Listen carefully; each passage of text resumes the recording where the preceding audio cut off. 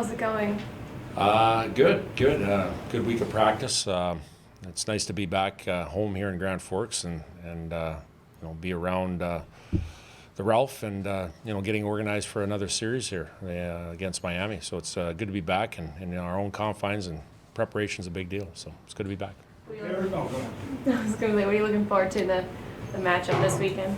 You know what? A very intense Miami team that's coming off a good weekend against Western Michigan. They play with a lot of pace. They play with intensity, and obviously their goaltender, I believe he was the NCHC goalie of the week, coming off a good week. So they're flying pretty high. Again, we got to make sure we're ready in all different areas of the game, and again, we got to get off to a quick start against them in our own building here.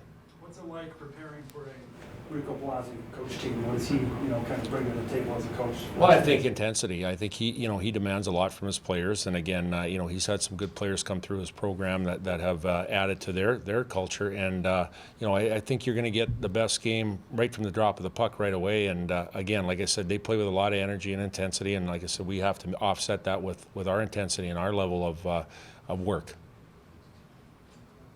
Special teams this year, how would you kind of assess how your power play and your penalty kill units have played? Well, I think it's early on in the year. I think our penalty kill struggled a little bit for a couple different reasons, face-offs being one, not getting the clears that we should have, and I think that's strengthened to the point where it's pretty strong right now. And again, we got to continue that. I think it's limiting the penalties you take in a game. When the times that we got into trouble is when we're taking more than 3, 4, 5 penalties. If you can take 2 or 3 and kill them, that's perfect. So again, it's strengthened through the year. The power play, kind of the direct opposite. I think early on we were scoring mostly from face-off wins and scoring a couple goals, and now it's kind of went dry for a little bit. And I think we got to get back to the shot-first mentality, and again, making sure that our entries have been good. It's just the in-zone power plays that we have to make sure that we drill down on.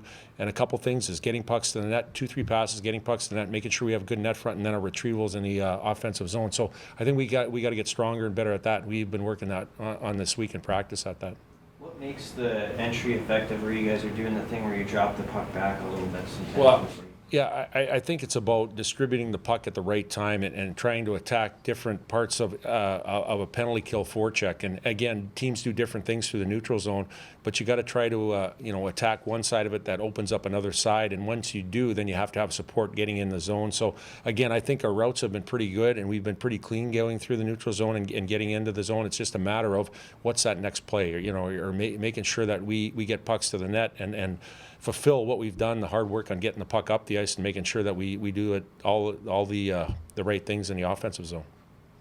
Do you anticipate Tucker being available to play this week? Yeah, I think he's getting pretty close here, and I think he's been through practice, every single drill of every single day of practice here, and that's a good sign. So again, we'll get to Thursday tomorrow and see where it's at, but he's been doing a lot of good things, and he hasn't skipped a drill at all this week. When he comes back, does Wolanin stay at defense?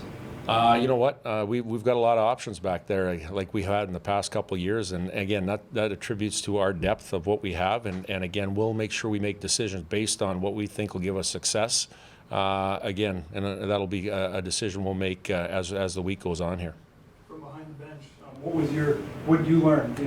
Loss number 1 of the season, kind of the first setback, and how you felt your team responded on Saturday. Well, you know what? I commend our guys. Like, we challenged them again. Like, the game in Bemidji where we gave up the 2-goal lead, and we wanted the win, and we came home and we responded on Saturday night. We had the same pushback or response, I believe, and it attributes to guys that have mentality in the locker room, and we have a lot of them.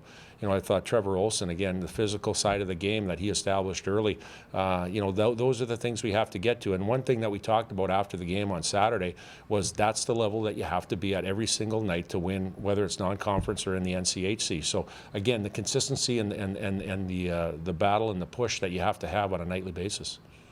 You have a goalie kind of situation. Yeah. How do you anticipate that playing out maybe this week, next week?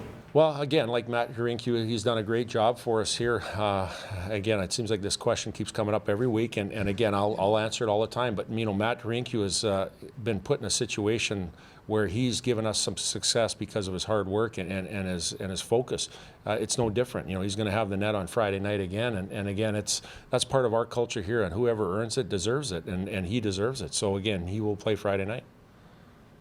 Oh, go ahead. What have you liked about Christian Lalonde? He's kind of broke on the scene the last 7 games, and what's he doing right? And what do you like about his game? I think he's playing with confidence. Like you've seen a young man come into the lineup. Obviously playing a couple years of junior hockey in the USHL, but he exudes confidence every time he's on the ice, and he's not afraid to make that play. He's a good skater. He plays aggressive. He has good gaps in the neutral zone, and he's not afraid to shoot the puck.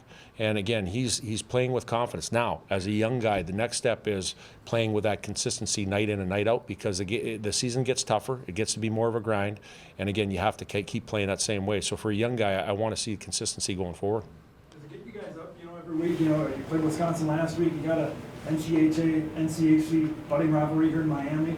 At St. Cloud next week. Does it get you guys up playing these rivals, so to speak, every single week? Yeah, absolutely. And again, I think when you look at our roster, when you got 11 freshmen that haven't had any experience or wherewithal as far as rivals, who the rivals are the NCHC, what level it takes every night.